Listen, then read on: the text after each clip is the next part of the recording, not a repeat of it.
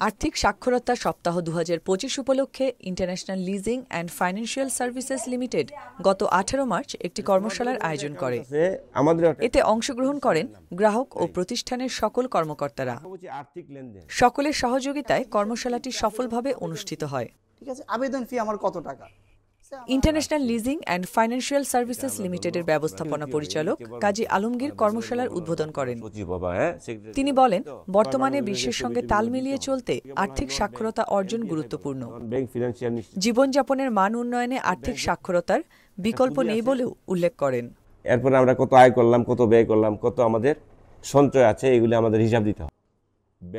এছাড়া think before you follow, wise money tomorrow চলতি বছরের আর্থিক সাক্ষরতা সপ্তাহের এই থিমকে যথার্থ বলে মনে করেন international leasing and financial services লিমিটেডের ব্যবস্থাপনা পরিচালক কাজী আলমগীর।